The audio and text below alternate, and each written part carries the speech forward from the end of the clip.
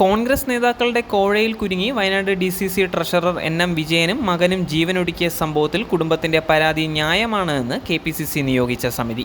NM വിജയന്റെ ആത്മഹത്യയുമായി ബന്ധപ്പെട്ട് അന്വേഷണം നടത്തിയ KPCC സമിതി റിപ്പോർട്ട് സമർപ്പിച്ചു. വിജയന്റെ കുടുംബത്തിന്റെ പരാതി ന്യായമാണ് എന്നും കുടുംബത്തിന് സഹായവും സംരക്ഷണവും പാർട്ടി ഉറപ്പാക്കണമെന്നും തിരുവഞ്ചൂർ രാധാകൃഷ്ണൻ അധ്യക്ഷനായ 4-അംഗ സമിതി റിപ്പോർട്ടിൽ വ്യക്തമാക്കുന്നു. പാർട്ടി നേതൃത്വം മതിയായ ജാഗ്രത കാട്ടിയില്ല എന്ന് റിപ്പോർട്ട് പറയുമ്പോഴും NM വിജയന്റെ മരണത്തിൽ ഏതെങ്കിലും നേതാക്കൾക്ക് പങ്കുണ്ടോ എന്ന കാര്യം റിപ്പോർട്ടിൽ പരാമർശിക്കുന്നില്ല. NM വിജയനും മകനും ജീവനൊടുക്കിയതിന് പിന്നിൽ കോൺഗ്രസ് നേതാക്കൾ തന്നെയാണ് എന്ന് വ്യക്തമാക്കുന്ന ആത്മഹത്യാക്കുറിപ്പ് പുറത്തു വന്നിരുന്നു. മുൻ DCC president IC Balakrishnan MLA, ഇപ്പോഴത്തെ DCC പ്രസിഡന്റ് ND അപ്പച്ചൻ തുടങ്ങിയവർ തട്ടിയെടുത്ത പണത്തിൻ്റെയും പാർട്ടിക്ക് വേണ്ടി ഏറ്റെടുക്കേണ്ടി വന്ന ലക്ഷങ്ങളുടെയും ബാധ്യത ഉള്ളതിനാലാണ് ജീവനൊടുക്കുന്നത് എന്നുള്ള കുറിപ്പിൽ കോഴപ്പണം നേതാക്കൾ പങ്കിട്ടെടുത്തതെന്നും പറയുന്നുണ്ട്. നേതാക്കൾ തട്ടിയ ലക്ഷങ്ങളുടെ ബാധ്യത ചുമലിലായതോടെയാണ് മകനൊപ്പം ജീവനൊടുക്കുന്നത് എന്ന് വ്യക്തമാക്കുന്ന കുറിപ്പ് കോൺഗ്രസ് നേതാക്കൾക്കും മകൻ വിജേഷിനുമാണ് എഴുതിയത്.